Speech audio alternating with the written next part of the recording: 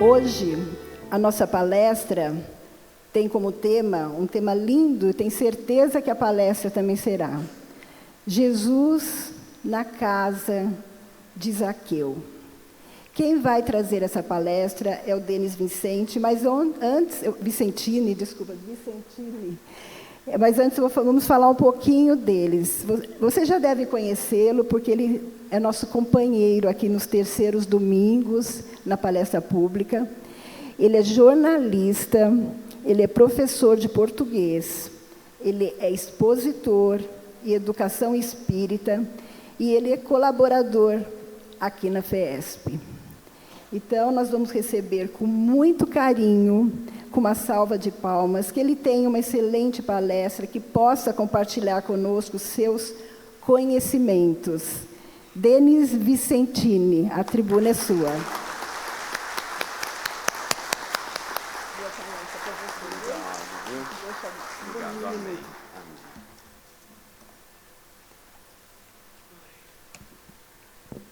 Bom dia a todos. De novo, bom dia a todos. Aê! Gente, com muita alegria, com muita satisfação, que hoje estamos aqui presentes para nós recebermos um pouco mais dos ensinamentos do nosso Mestre amado. Que Jesus esteja conosco durante toda essa palestra, para que Ele abra o nosso coração e, principalmente, faça com que nós compreendamos todos os seus ensinamentos. Então, como já nós dissemos, olha que figura mais linda essa de Jesus na casa de Zaqueu. Jesus na casa de Zaqueu está no Evangelho segundo o Espiritismo, no capítulo 16, chamado Não se pode servir a Deus nem a Mamon, ele foi codificado por Allan Kardec e também está no item de número 4. Mas vai nos escrever o Evangelho, que está baseado no Evangelho de Lucas, lá no capítulo 19, os versículos de 1 a 10, nos conta que certa feita, Jesus estava adentrando a uma cidade chamada Jericó. E nessa cidade vivia um homem muito rico, um homem que era chefe dos publicanos, que era o grupo de cobradores de impostos na época. E ele se chamava Zaqueu. Zaqueu queria muito conhecer Jesus. Era um dos sonhos dele. Só que Zaqueu tinha uma estatura muito baixa. E sabia que ali no meio daquela multidão que acompanhava Jesus, Zaqueu não conseguiria ser visto pelo mestre. Então o que é que ele fez? Tinha uma árvore bem ao lado dele, que se chamava sicômoro, cujas madeiras são utilizadas para se fazerem móveis nos dias de hoje. E é uma árvore muito frondosa, muito alta. E Zaqueu subiu nesta árvore, ficou aguardando ansiosamente o Mestre Jesus. Quando o Mestre se aproximava, ele olhou para o alto, viu aquele homem em cima da árvore e disse: Zaqueu, desce daí depressa, preciso me hospedar na sua casa hoje. E Zaqueu ficou extasiado, porque Jesus tinha visto ele, mas também ficou um pouco assustado, porque como é que Jesus sabia o nome dele sem nunca tê-lo visto antes? Mas Zaqueu desceu rapidamente, fez aquilo que Jesus pediu a ele e foi com o Salvador até a casa dele. Durante o caminho, Zaqueu ouviu muitas barbaridades a seu respeito.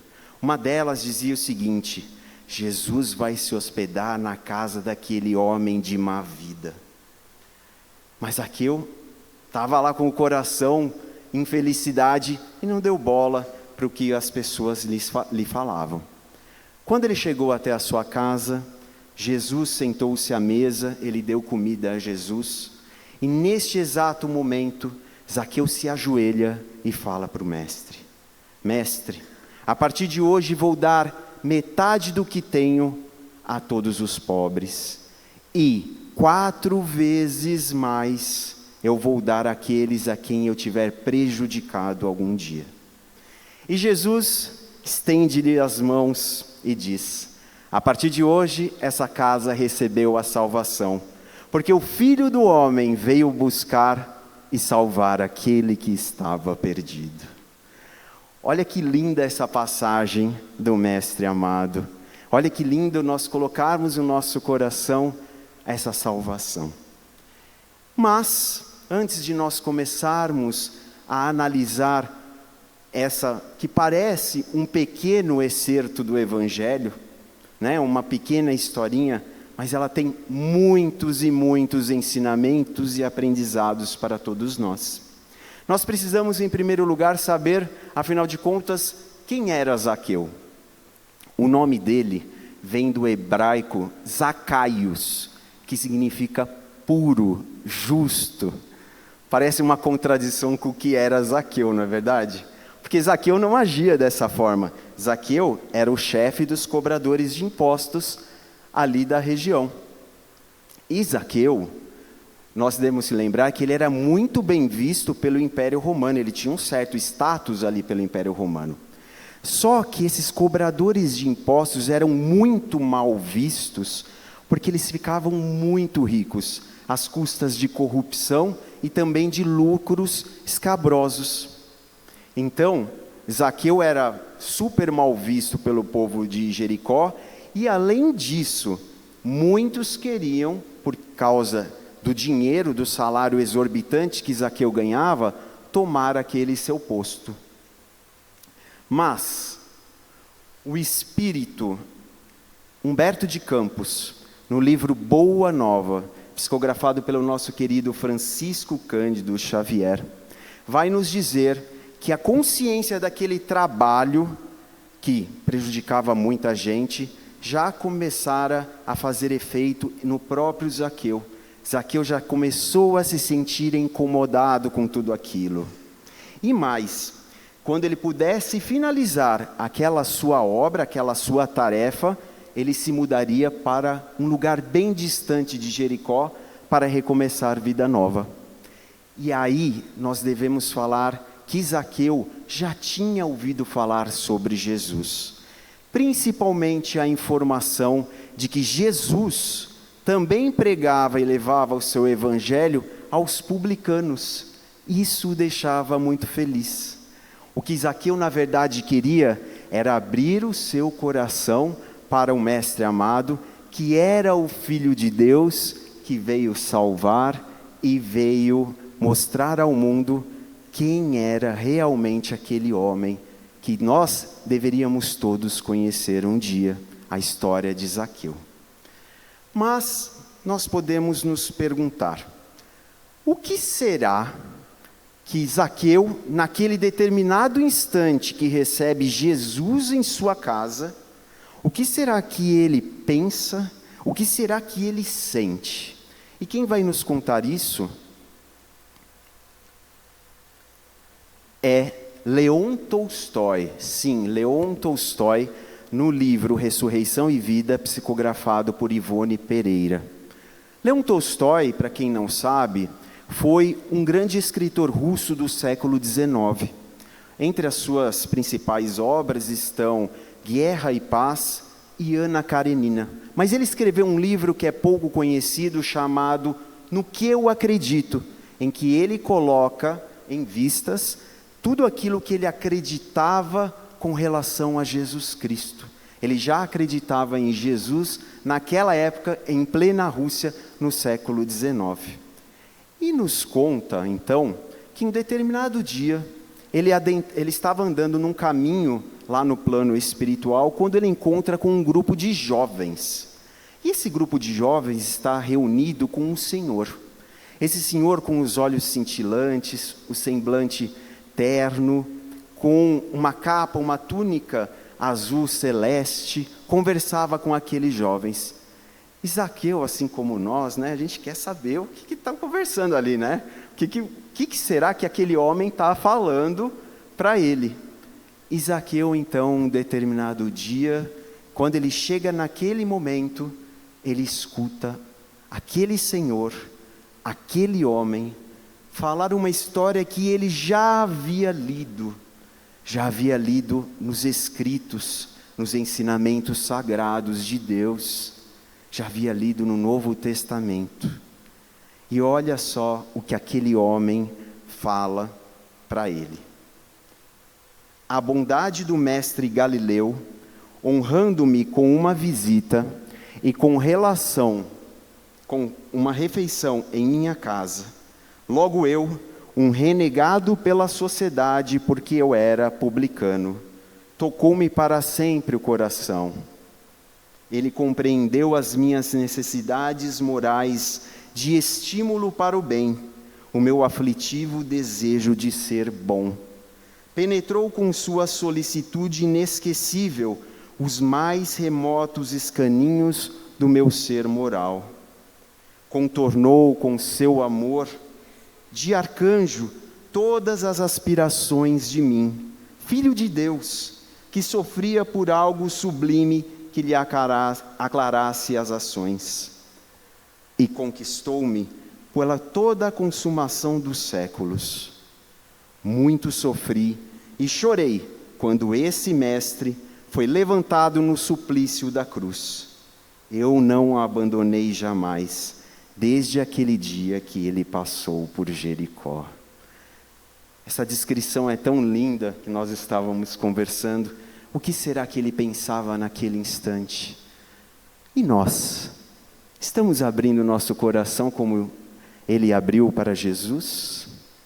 Será que nós estamos seguindo os ensinamentos do Mestre amado, do Mestre querido? Como é que nós estamos colocando Jesus na nossa casa, para os nossos familiares, para os nossos amigos, os nossos companheiros de trabalho? Então é justamente essa lição que esse excerto do Novo Testamento vem nos trazer. Então este encontro entre Jesus e Zaqueu é pleno, ele é repleto de muitos aprendizados. Em primeiro lugar, com relação à riqueza e ao poder. Se antes de ele conhecer Jesus, ele esbanjava porque tinha muito dinheiro e tinha status perante o Império Romano, depois que ele conhece o Mestre amado, coloca o Mestre amado em seu coração, ele descobre que tudo aquilo que lhe pertencia materialmente é passageiro, e que o que valia era realmente o seu crescimento espiritual. Mas como nós estamos num mundo material, precisamos da matéria, a doutrina espírita, ela não condena nós termos, por exemplo, uma casa boa, um carro do ano, objetos de valores, se nós trabalhamos com afinco e de forma honesta para conquistá-los, mas sim o abuso que nós fazemos deles. E aí, o Livro dos Espíritos, na questão 816, o Livro dos Espíritos codificado por Allan Kardec, Kardec pergunta aos espíritos superiores o seguinte: se o rico, estando sujeito a maiores tentações, não tem por outro lado mais meios de fazer o bem? E olha só o que os espíritos superiores respondem. Eles alegam que não é sempre isso o que faz, porque ele se torna egoísta, orgulhoso e insaciável. Com a riqueza, suas necessidades aumentam e ele nunca julga possuir o bastante para si. Então, muitas vezes, e aqui ele não está falando, Kardec não está falando do rico, de todos os ricos, ele está falando de um grupo de ricos. Muitas vezes, esse grupo de ricos que detém o poder, que detém dinheiro, não os aplica para a melhoria da sociedade, porque começam, em primeiro lugar, a pensar em si mesmos. São egoístas, por isso que ele fala aqui, muitas das vezes. E por serem egoístas, pensam em primeiro lugar em si e deixam as necessidades dos outros para lá. Também se tornam orgulhosos, porque começam a mostrar o seu dinheiro, a sua vaidade, o seu poder, se achar melhor do que os outros, desprezando até aqueles mesmos que estão à sua volta. Então nós devemos compreender que a riqueza e o poder, elas são definitivamente provas a estes espíritos, porque é muito fácil cair neste outro lado que nós comentamos agora, do orgulho, da vaidade, do egoísmo. Só que eles esquecem de uma coisa, que tudo o que é matéria fica na matéria, vai ficar aqui. Nós, como espíritos imortais, chegará um dia em que nos despojaremos do nosso corpo físico e partiremos para o outro lado, para a pátria espiritual. E, portanto, não levaremos absolutamente nada material daqui, a não ser aquilo que conquistamos moralmente. Os nossos sentimentos e pensamentos é que vamos levar conosco. Muito bem. Mas, para que ele pudesse aceitar Jesus em seu coração, ele precisou se arrepender. Então, o arrependimento foi uma das formas que Zaqueu teve em sua jornada para poder conquistar o Cristo ao seu redor.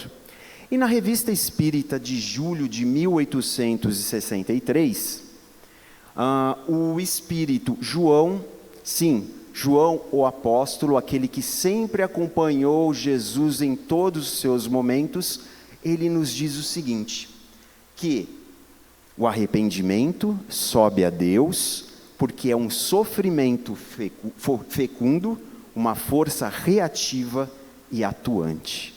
Por que ele nos diz isso? Porque é um sofrimento fecundo. Porque quando nós nos arrependemos, começamos a observar aquilo que nós fizemos e aquilo que nós prejudicamos aos outros. E isso se torna um sofrimento a nós. Mas respiramos fundo para dar a volta por cima. E aí o arrependimento se torna uma força reativa e atuante.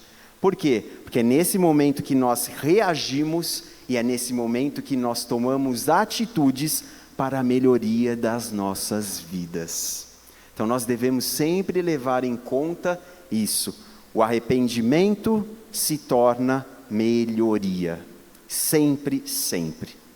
E no livro O Céu e o Inferno, também codificado por Allan Kardec no capítulo 7º, da primeira parte, num item chamado Código Penal da Vida Futura, ele vai nos contar que muitos acabam tentando desviar as atenções daquilo que provocaram, achando-se quites para com Deus, como se nada tivesse acontecido com eles.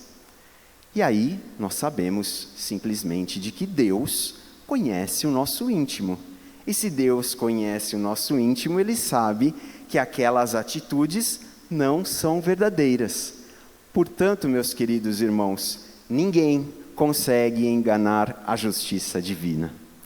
Existe uma lei de Deus chamada lei de ação e reação, de causa e consequência, que não vale só para a física.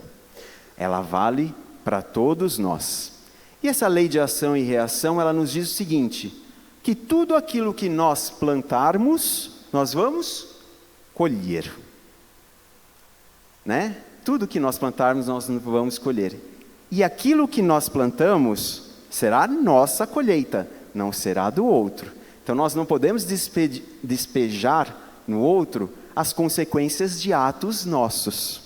Só que existe uma outra lei de Deus chamada lei da liberdade, ou do livre-arbítrio, que Deus nos dá a liberdade para que possamos realizar o que quisermos.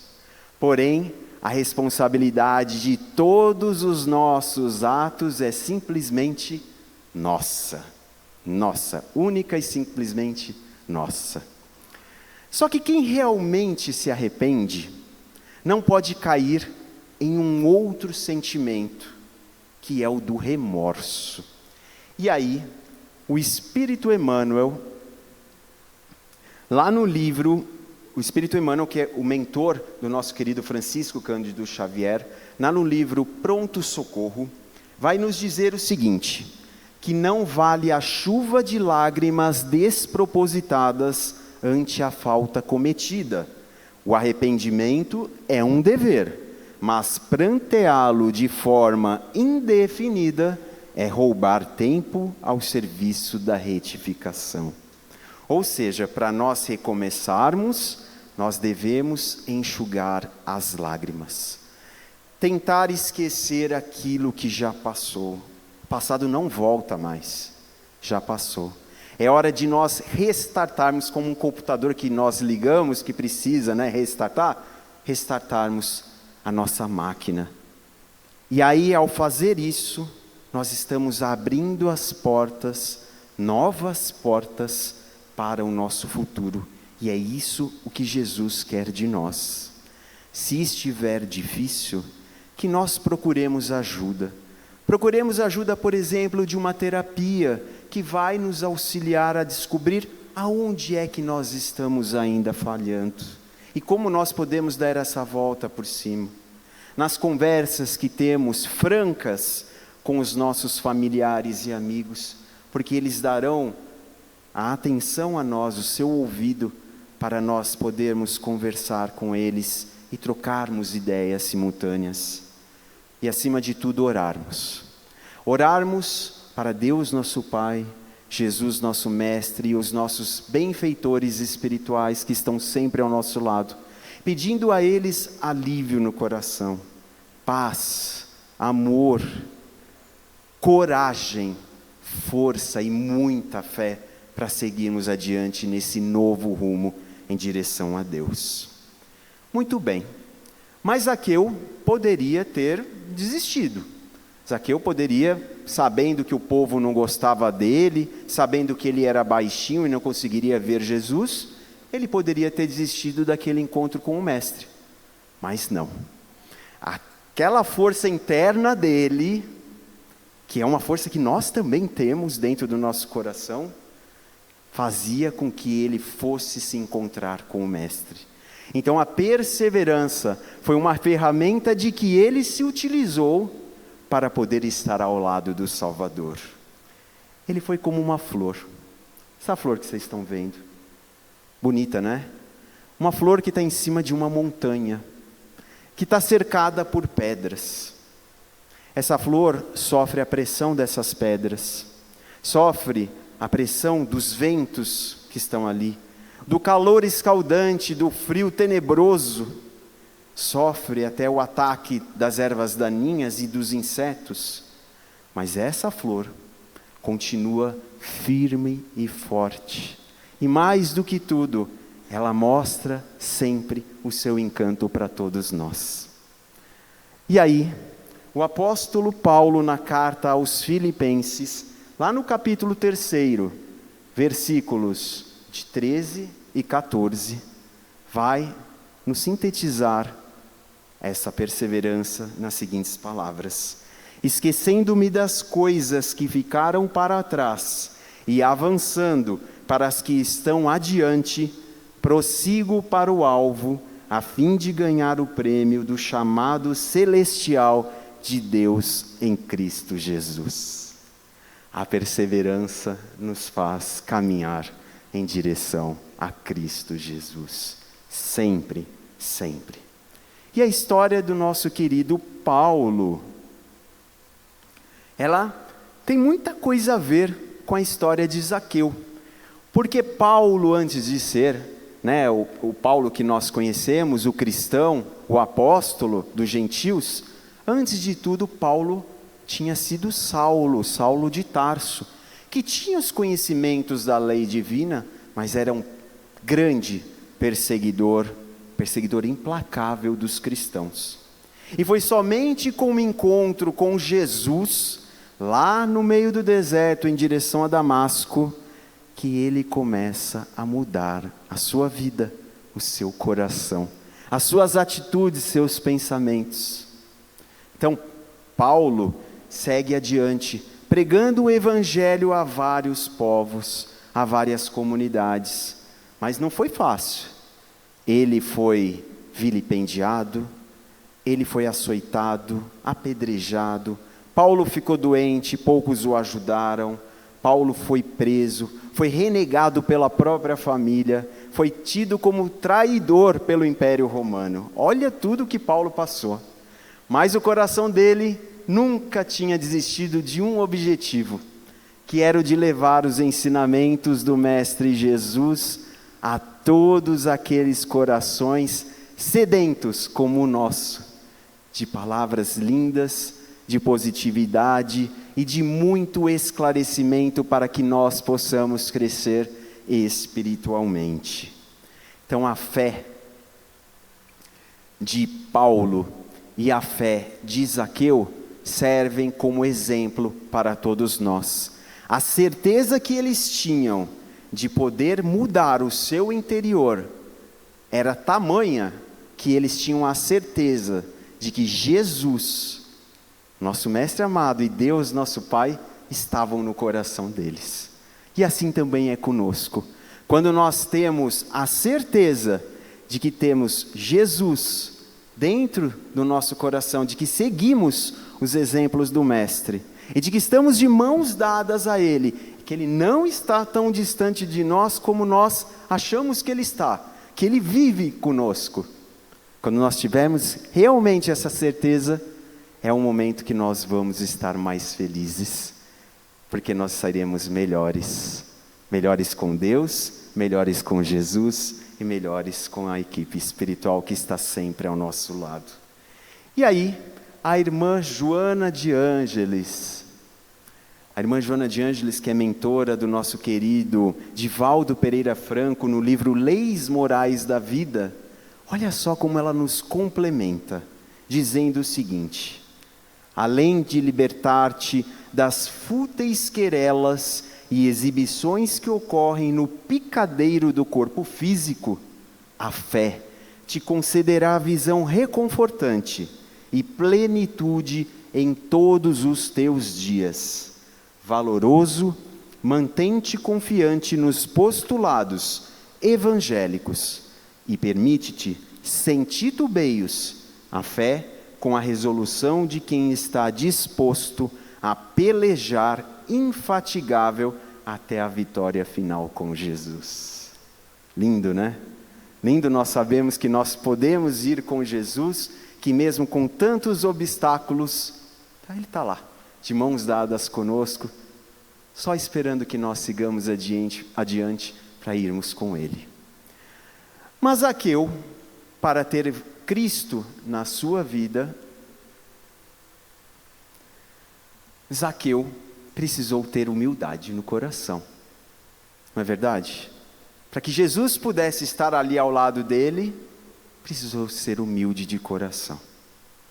E aí, nós vamos começar a entender que desde que Jesus chama Zaqueu ali da árvore, Zaqueu estava sim, já imbuído de humildade, porque foi naquele primeiro momento que Zaqueu percebeu que só poderia ir com Cristo lá para a casa dele, se ele se esquecesse da soberba e se ele deixasse para trás aquele status que lhe conferia como chefe dos cobradores de impostos.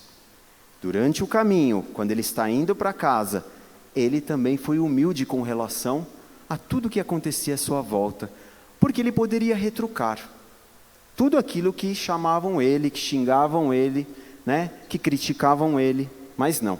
Ele manteve seu coração em silêncio, e mais do que tudo, vibrante, porque tinha Jesus ao seu lado. Olha só a terceira característica de humildade que ele teve: abriu as portas da casa dele para receber Jesus. Abriu as portas da casa para receber simplesmente o Espírito mais puro que já esteve entre nós. Ele abriu. Ele só poderia ter feito isso, um publicano naquela época, só poderia ter feito isso se fosse humilde de coração. E por fim, quando ele está conversando com Jesus, mais um sinal de humildade, ele reconhece que havia sido injusto com os outros. Tanto é que ele fala para Jesus que ele vai dar metade do que tem aos pobres e 4 vezes mais àqueles a quem ele houvera prejudicado. Então, nesse ínterim, nós devemos entender, e aí é Jesus quem nos fala, que uma das principais qualidades que devemos ter no nosso coração é a humildade para podermos procurar a felicidade futura.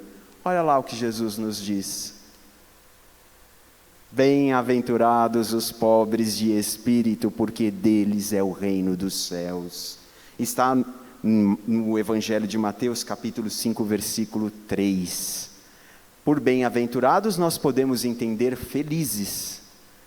Pobres de espírito nós podemos entender humildes de coração.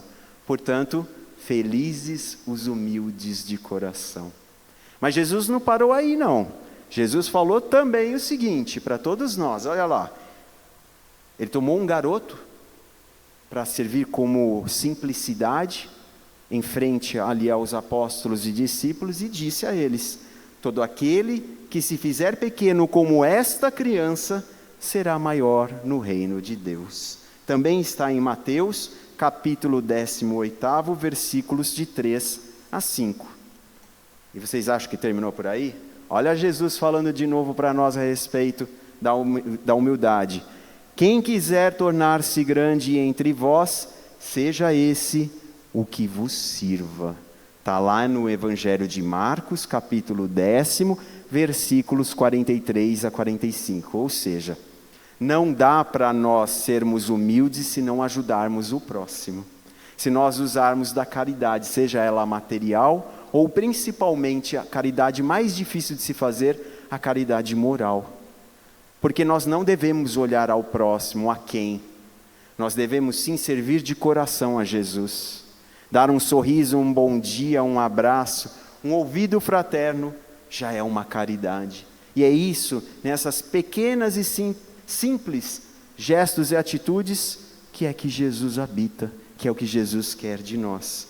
E é justamente isso que a irmã Joana de Ângeles, também num livro chamado Alerta, psicografado pelo nosso querido Divaldo Pereira Franco, vai nos dizer o seguinte: engrandece-te na ação das coisas de menor monta, apequena-te quando diante das expressivas realizações que promovem os pruritos da vaidade e desarticulam as peças da simplicidade. No contexto das expressões do universo, tu és importante, traduzindo a glória da criação e evoluindo sem cessar. Ou seja, nosso destino é a evolução. Ninguém vai ficar parado no tempo. Chegará uma hora que seremos todos indo com Jesus, com o Mestre amado, adiante, porque a evolução também é uma das leis de Deus. Então Zaqueu percebeu que era necessário mudar. E quando ele percebe que é necessário mudar, ele começa a fazer conceitos, rever conceitos e atitudes que ele já fazia durante muitos e muitos anos. E aí a reforma íntima, aquela que tanto nós ouvimos nas casas espíritas, a reforma íntima, é a que deu novas possibilidades de pensamentos e sentimentos a todos nós. Mas como é que nós podemos arrumar esse armário que tem dentro de nós, organizar ele cantinho por cantinho, limpar aquela gaveta que nós colocamos as tralhas lá dentro? De que forma nós podemos fazer isso dentro do nosso coração? E o Espírito Santo Agostinho, lá no Livro dos Espíritos, codificado por Allan Kardec, na questão 919A, vai nos ajudar nesse aspecto. O que ele nos pede? Uma coisa simples. Antes de nós deitarmos a nossa cabeça no travesseiro, que nós façamos 3 perguntinhas a nós mesmos. A primeira perguntinha: o que foi que eu fiz contra o próximo no dia de hoje? A segunda perguntinha: o que foi que fiz contra mim mesmo no dia de hoje? E a terceira perguntinha: o que é que eu fiz contra Deus no dia de hoje? Nós vamos responder a essas perguntas de forma sincera. Temos que ser sinceros para conosco mesmo. Quando nós respondermos, vamos pegar um caderninho e vamos anotar. Depois de um certo tempo, nós vamos observar aonde é que nós estamos acertando e aonde é que nós estamos nos equivocando. E é aí onde nós estamos nos equivocando que vamos começar um trabalho incessante de mudança interior, de mudança interna. É neste momento, e não é fácil fazermos esta mudança interna, até porque nós trazemos de outras existências todos esses vícios morais e vícios materiais que ainda temos na nossa vida. Mas novamente nós nos recorremos a Emmanuel, esse mentor do nosso querido Francisco Cândido Xavier, que vai nos dizer o seguinte, ele vai nos elencar 4, na verdade ele elenca 20, mas 4 deles são importantes para nós analisarmos agora. Olha o que ele vai nos pedir para fazermos a nossa reforma íntima. Vocês conhecem essa figura, né? A borboleta em suas transformações íntimas. E assim somos nós. Começamos como casulo, mas vamos nos transformar na borboleta que voa sem parar e encanta a todos. Olha o que Emmanuel nos pede. Para nós nos adaptarmos a novidades construtivas acompanhando o progresso, é necessário progredir, como eu havia falado anteriormente. Porque se nós ficarmos lá atrás, com antigos pensamentos, com antigos atos, e não irmos adiante, a vida vai se encaminhar de fazê-lo, porque a lei da evolução é uma lei de Deus. E sabemos que quando vamos contra as leis de Deus, o que acontece conosco? Sofremos. Olha lá, ele também nos pede para adquirirmos mais estudo e cultura, para discernirmos com mais segurança. O estudo, a cultura, faz com que nós nos transformemos, não só com relação ao ponto de vista psíquico, mas com relação ao ponto de vista espiritual. Com cultura, com educação, o que ela nos traz é simplesmente ganhos. Ganhos, não estou falando de ganhos materiais, ganhos espirituais, para o nosso espírito, para o espírito poder continuar progredindo até Deus nosso Pai. Quanto mais cultura nós tivermos, mais conhecimento nós tivermos, será melhor para todos nós.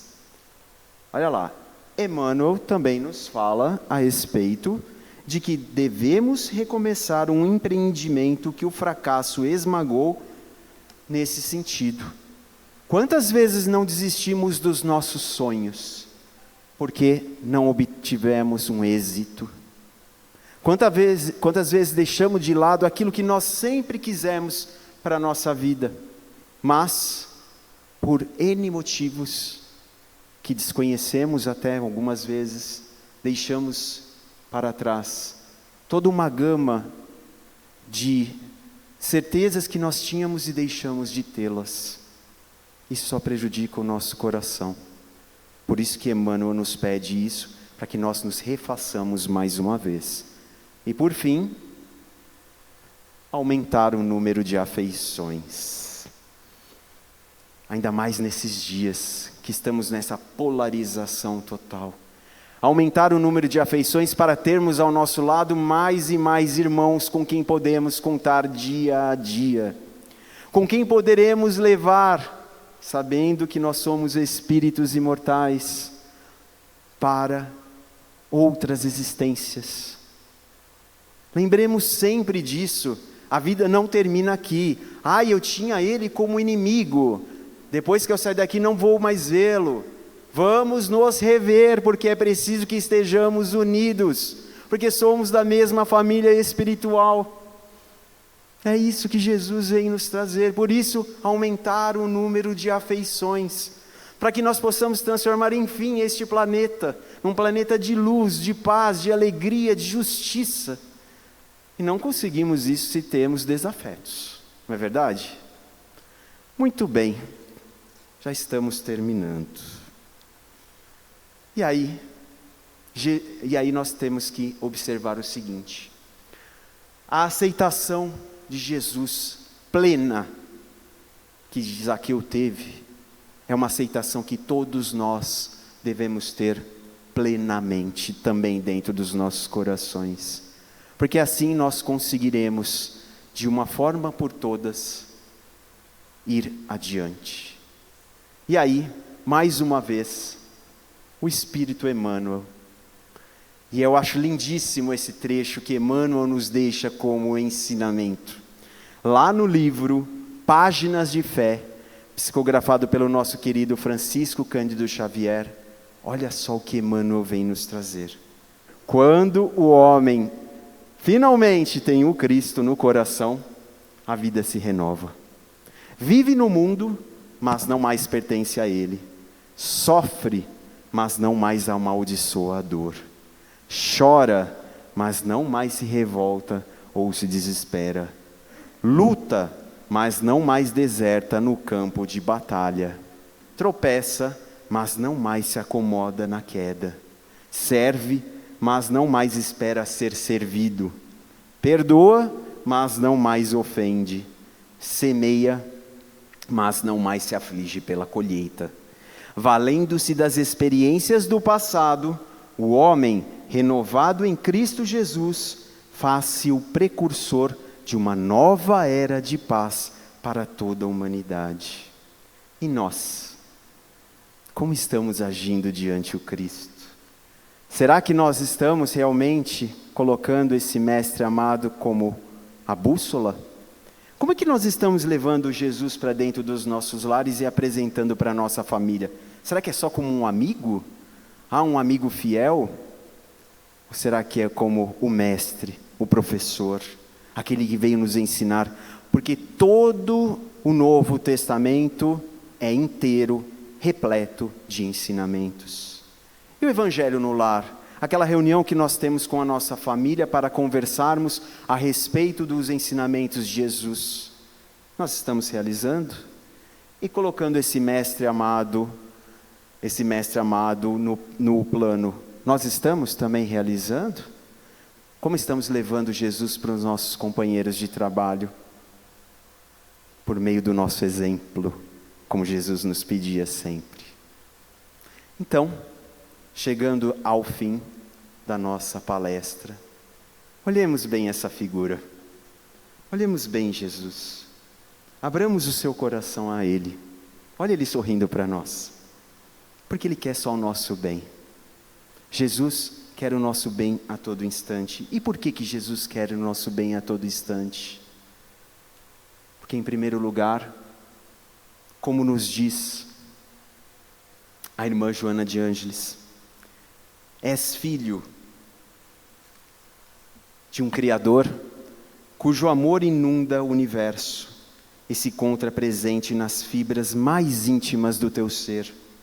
Por isso, nada deve te atemorizar ou te afligir demasiadamente. Tens uma fatalidade que te aguarda, a plenitude da vida. Empenha-te no sentido de conseguir êxitos nos teus empreendimentos íntimos, mesmo que a peso de sacrifícios, recordando-te que em qualquer situação, Deus está contigo. Olha que lindo. Deus estará sempre conosco. Jesus estará sempre conosco. Então que o Mestre amado possa estar conosco sempre na nossa vida, porque o Mestre amado é o Mestre do conhecimento, sabe de todos nós, como sabia do íntimo de Zaqueu, como sabia o nome de Zaqueu, sem nunca tê-lo visto, mas que conhecia o coração. O Mestre que está sempre atento, o Mestre está sempre atento aos nossos corações. Mesmo que Zaqueu tivesse tanta gente ali na sua frente, mesmo que Zaqueu fosse odiado por tantos, ele conhecia o coração daquele homem. Muitas vezes nós pensamos que nós não somos vistos pelo Mestre, porque afinal de contas nós somos bilhões aqui no planeta Terra. Muitas vezes nós nos comparamos a uma gotinha no meio do oceano, a um grão de areia no meio do deserto, mas Jesus sabe quem nós somos. Deus também sabe quem nós somos. Olha lá, porque Jesus acolhe a todos, Ele não vê crença, Ele não vê raça, Ele não vê orientação sexual, sexo, Ele não vê cor, Ele não vê o lado social, Ele não vê o lado econômico, Ele conhece apenas o nosso coração. E Jesus também sabe e não olha para o tamanho das nossas faltas. Por quê? Porque Ele sabe perfeitamente, assim como Zaqueu, que todos nós somos espíritos em crescimento e todos nós cometemos falhas, mas que nós, assim como Zaqueu, deveremos nos restartar, deveremos recomeçar com o Mestre amado. Então que Jesus possa nos abraçar a todo instante. Olha lá, Ele querendo nos dar o seu abraço. Olhe os seus olhos, olhe o seu sorriso eterno para conosco. Levemos essa figura para todos os nossos corações, porque é isso que o Mestre quer com todos nós. Seu amor, sua saúde e paz e luz, hoje e sempre. Graças a Deus.